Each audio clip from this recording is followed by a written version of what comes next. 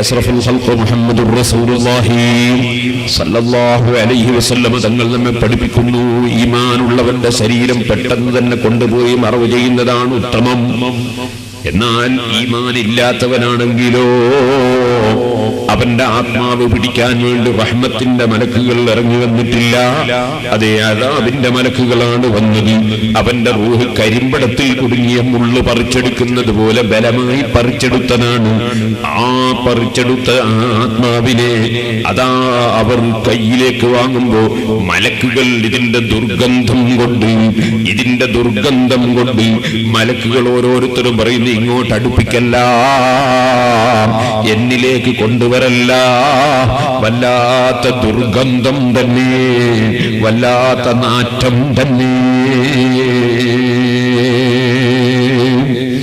ഈമാനില്ലാത്തവന്റെ ആത്മാവിന് ദുർഗന്ധമാണ്, നാറ്റമാണ്.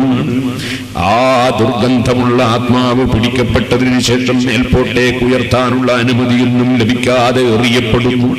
ഞാൻ അതിലേക്ക് വിശദമായി കടന്ന് സംസാരിക്കുന്നില്ല, ചുരുക്കി പറയട്ടെ. അവന്റെ ശരീരത്തെ കൊണ്ടുപോയി മറവ് ചെയ്യുമ്പോ നിങ്ങൾ എവിടേക്കാണ് എന്നെ കൊണ്ടുപോകുന്നതെന്ന് അവനും വിളിച്ചു പറയുന്നുണ്ട്. അതുകൊണ്ട് നബി സല്ലല്ലാഹു അലൈഹി വസല്ലം തങ്ങൾ പറഞ്ഞു, ജനങ്ങളെ, ഏത് മയ്യത്ത് മരിച്ചാലും നിങ്ങൾ പെട്ടെന്ന് മറവ് ചെയ്യാൻ നോക്കൂ. കാരണം എന്താണ്? സജ്ജനങ്ങളിൽ പെട്ടവനാണെങ്കിൽ അവന് പെട്ടെന്നങ്ങ് എത്തണം എന്ന ആഗ്രഹമാണ്. അവനെ നിങ്ങൾ വൈക്കിക്കളയരുത്. നേരെ മറിച്ച് ദുർജനങ്ങളിൽ പെട്ടവനാണെങ്കിൽ അവൻ ദുർജനങ്ങളിൽ പെട്ടവനാണെങ്കിൽ ആ ശവം കൊണ്ടുപോയി നമ്മുടെ തലയിൽ നിന്ന് ഇറക്കി നമ്മുടെ ബാധ്യതയിൽ നിന്ന് ഒഴിവാക്കുന്നതല്ലേ നല്ലത്. അതുകൊണ്ട് ഏതായാലും ശരീരം പെട്ടെന്ന് മറവ് ചെയ്യുന്നത് തന്നെയാണ് നന്മ. കാരണം അതാ ഈമാനില്ലാതെ ചത്തവനാണെങ്കിൽ അവന്റെ ശവം നമ്മൾ എന്തിനു വെച്ച് കൂടണം? അതേ ഈമാനുള്ളവനാണെങ്കിലോ അവന് പെട്ടെന്ന് എത്തണമെന്നല്ലേ അവന്റെ ആഗ്രഹം. അതുകൊണ്ട് ഏത് മനുഷ്യൻ മരിച്ചാലും നിങ്ങൾ പെട്ടെന്ന് മറവ് ചെയ്യാൻ ശ്രമിക്കണമെന്ന് അഷ്റഫുൽ ഖൽഖ് മുഹമ്മദുർ റസൂലുള്ളാഹി സ്വല്ലല്ലാഹു അലൈഹി വസല്ലം പഠിപ്പിക്കുന്നു. ഓ സഹോദരന്മാരെ, മരണത്തെക്കുറിച്ചുള്ള ചിന്തയാണ് ഖൽബിൽ വളർന്നു വരേണ്ടത്. അത് ശരിക്കും വന്നാൽ, ഇന്നലെ ഞാൻ പറഞ്ഞില്ലേ, നിസ്കാരം ഖളാക്കാൻ ധൈര്യം വരില്ല. ഖളായിപ്പോയ നിസ്കാരങ്ങൾ ഖളായി വിട്ടാൻ തീരുമാനിക്കാതിരിക്കില്ല. അതേ മരണത്തെക്കുറിച്ചുള്ള ചിന്ത ഖൽബിൽ വന്നാൽ ഇൽമിന്റെ വാല്യൂ മനസ്സിലാക്കാതിരിക്കില്ല. അറിവ് നേടണം, എന്റെ പാരത്രിക ലോകത്തിന് വേണ്ടി അറിവ് നേടണം എന്ന ചിന്ത അവന്റെ മനസ്സിലില്ലാതിരിക്കില്ല. ആ മനസ്സിൽ, അതാ മനുഷ്യന്റെ മനസ്സിൽ മരണത്തെക്കുറിച്ചുള്ള ചിന്ത രൂഢമൂലമാകുമ്പോൾ കള്ളു കുടിക്കാൻ ധൈര്യം വരില്ല, പലിശ വാങ്ങാൻ പലിശ കൊടുക്കാനും ധൈര്യം വരില്ല, അവന് ചീട്ട് കളിക്കാൻ ധൈര്യം വരില്ല, അവന് വ്യഭിചരിക്കാൻ ധൈര്യം വരില്ല, അവന് അതാ ഹറാമിലേക്ക് ചാടി വീഴാൻ ധൈര്യം വരില്ല, അല്ലാഹു നിർബന്ധമാക്കിയത് കൈയൊഴിക്കാൻ ധൈര്യം വരില്ല. മരണത്തെക്കുറിച്ചുള്ള ചിന്ത നമ്മുടെ ഖൽബിൽ രൂഢമൂലമാകണം. ചെറിയ വിഷയമല്ല. മരിച്ചു കിടത്തിയ മനുഷ്യരെ നിങ്ങൾ കണ്ടില്ലേ? കട്ടിലിന്റെ മേലെ കിടത്തിയിരിക്കുന്നു. അവന്റെ മേലെ ഉറുമ്പ് വന്ന് കയറുമ്പോ തടുക്കാൻ അവന് സാധ്യമല്ല. ഉറുമ്പ് അവന്റെ ശരീരത്തിൽ കയറി വരാതിരിക്കാൻ വേണ്ടി പ്രായമുള്ള ആളുകൾ വന്നു ആ കട്ടിലിന്റെ കാലിന് മണ്ണെണ്ണയിൽ മുക്കിയിട്ടുള്ള തുണി കൊണ്ട് ചുറ്റുന്നു. കാരണം ഉറുമ്പ് കയറി വരാതിരിക്കാനാണ്, മയ്യിത്ത് ഉറുമ്പരിക്കാതിരിക്കാനാണ്. ഓ സഹോദരന്മാരെ, ആ കിടക്കുന്ന മയ്യിത്തിനെ സംബന്ധിച്ച് നിങ്ങൾ ചിന്തിച്ചോ? രാവിലെ സ്വന്തം കുഞ്ഞിനെ എടുത്ത് ചുംബിച്ച മയ്യിത്താണ്.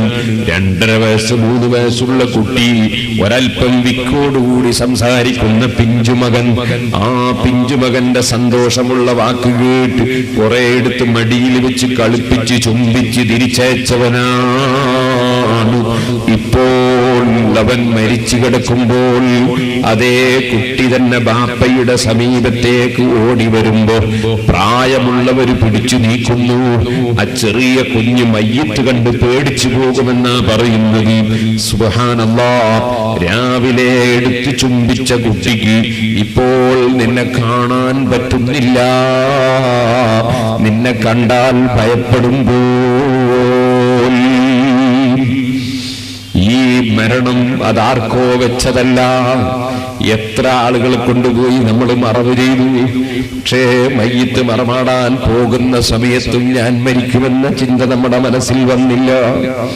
മയ്യിത്തും മറവ് ചെയ്ത് തിരിച്ചു വരുമ്പോൾ ആ മയ്യിത്തിന്റെ കുടുംബങ്ങളെ കുറിച്ചും മയ്യിത്തിന്റെ മറ്റ് വിഷയങ്ങളെ കുറിച്ചുമൊക്കെ ചിന്തിക്കലല്ലാതെ ഇതേപോലെ എനിക്കും ഒരു ദിവസം വരാനുണ്ടല്ലോ, എന്നെയും കൊണ്ടുപോയി ഖബറിൽ വെക്കുമല്ലോ എന്ന ചിന്ത മയ്യിത്ത് മറവ് ചെയ്ത് തിരിച്ചു വരുമ്പോൾ നമ്മുടെ മനസ്സിൽ കടന്നു വരുന്നില്ല.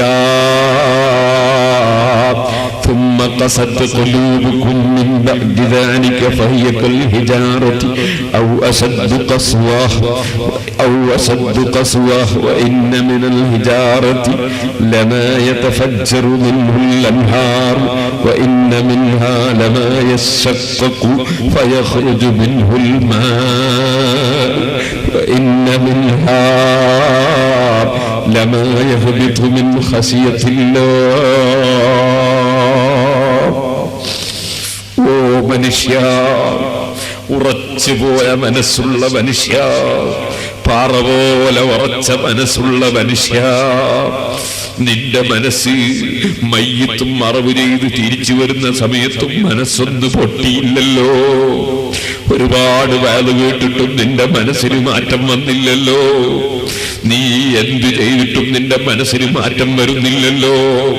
അല്ലാഹു അവന്റെ ഖുർആനിൽ പറഞ്ഞു, മാറ്റം വരാത്ത മനസ്സിന്റെ വക്താക്കളെ സംബന്ധിച്ച് ഫഹീഖുൽ ഹിജാറത്തി, കല്ല് പോലെയുള്ള മനസ്സ് പോരാ.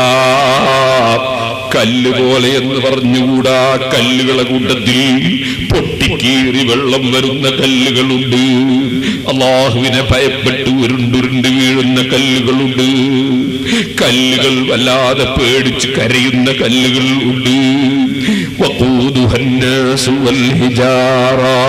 നരകത്തിൽ കത്തിക്കപ്പെടുന്നത് കരിങ്കല്ലുകളാണ്, പച്ച മനുഷ്യന്മാരാണെന്ന് പറഞ്ഞപ്പോൾ ആ വാർത്ത കേട്ട് പൊട്ടിക്കീറിയ കല്ലുകളുണ്ട്.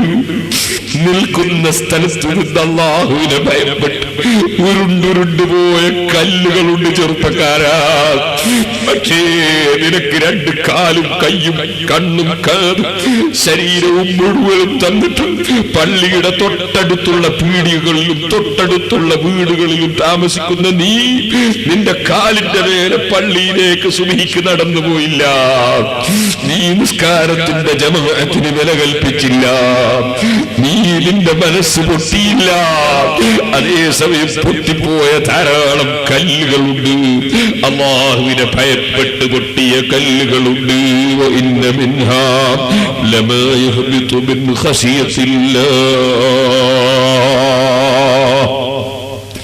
മരണം എന്ന് പറയുന്നത് ഒരു ചില്ലറ സംഗതിയല്ല. ആ മരിച്ചു കിടക്കുന്ന നീ സ്വർണത്തിന്റെ മോതിരം കൈക്ക് ധരിക്കുന്നവരില്ലേ? എടോ, നിന്റെ സ്വർണമോതിരം ഊരിപ്പോയി കേട്ടോ. പക്ഷേ നീ ചിന്തിച്ചില്ല, സ്വർണമോതിരം ധരിക്കുന്നത് ഹറാമാണ്. സ്വർണത്തിന്റെ ചെയിനിടുന്ന പുരുഷന്മാരില്ലേ? നീ ചിന്തിച്ചില്ല, അത് കടുത്ത ഹറാമാണ്. നെരിയാളിന്റെ ചുവട തുണി ഇങ്ങനെ വലിച്ചഴച്ച് നടക്കുന്ന കിബറന്മാരില്ലേ? നിന്റെ തുണിയൊക്കെ അഴിച്ചുപോയടോ. ഓ മനുഷ്യ, മരണത്തെ കുറിച്ചുള്ള ചിന്ത നിന്റെ കൽബിലുണ്ടെങ്കിൽ നിനക്ക് അല്ലാഹുവിന് തഖ്വ ചെയ്തുകൊണ്ടല്ലാതെ ജീവിക്കാൻ സാധ്യമല്ല. കുറെ വെള്ളിമോതിരം കൈമ്മൽ വാരിയിടുന്ന ചില ആളുകളുണ്ട്, അതും പാടില്ലാത്തത് തന്നെ. ഒറ്റ വെള്ളിമോതിരം സുന്നത്താണ്, അത് ചെറുവിരലിന് മാത്രം. മറ്റുള്ള വിരലിനാണെങ്കിൽ, പുരുഷന്മാരെ കുറിച്ചാണ് ഞാൻ പറയുന്നത്, മറ്റുള്ള വിരലിനാണെങ്കിൽ ഹറാമോ കറാഹത്തോ എന്നതിൽ പണ്ഡിതന്മാർക്ക് തർക്കമുണ്ട്. ചെറുവിരലിന് ഒരു വെള്ളിമോതിരം സുന്നത്താണ്. അത് വലത്ത് ഭാഗത്തുള്ള ചെറുവിരലിനുമാകാം, ഇടത് കൈയിന്റെ ചെറുവിരലിനുമാകാം. വലത്തേതാണ് ഏറ്റവും ഉത്തമം. ഇരിക്കട്ടെ സഹോദരന്മാരെ, ഒന്നിലധികം വെള്ളിമോതിരങ്ങൾ ധരിക്കുന്നവരുണ്ട്. കുറെ വെള്ളിമോതിരം ധരിച്ചാൽ ഞാൻ ശൈഖാകും ഔലിയാകും ഒക്കെ ധരിക്കുന്നവരും ഉണ്ട്. വിഡ്ഢിത്തമാണ് മനുഷ്യ. ഒന്നിലധികം വെള്ളിമോതിരം ധരിക്കുന്നത് ഹറാമാണെന്ന് തന്നെ പറഞ്ഞവരുണ്ട് കേട്ടോ. സ്ത്രീകൾക്ക് ഇത് ബാധകമല്ല. അവർക്ക് സ്വർണ്ണമോതിരം മോതിരം തന്നെ ധരിക്കാം, സ്വർണത്തിന്റെ ആഭരണങ്ങൾ ധരിക്കാം. സ്ത്രീകൾക്ക് ഇത് ബാധകം അല്ല. ഇതുപോലെ സ്ത്രീകൾക്ക് അവരുടെ ഭർത്താക്കന്മാര് നാട്ടിലുണ്ടെങ്കിൽ മൈലാഞ്ചി ഇടാം, അത് വിരോധമില്ല. പക്ഷേ കൈക്കും കാലിനും ഒക്കെ ചില പുരുഷന്മാര് മൈലാഞ്ചി ഇട്ടത് കാണുന്നുണ്ട്, ഹറാമാണ് മോനെ.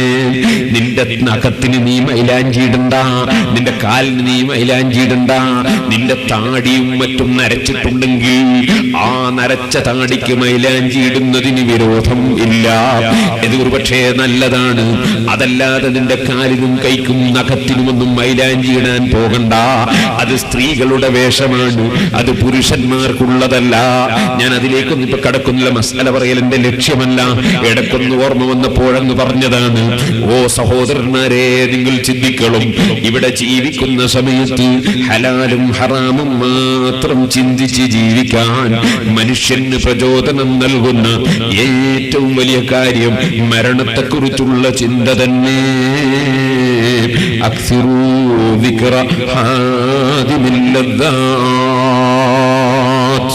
ലാ طيب للعيش ما دامت منوصة لذاته بالذكر الموت والهرم.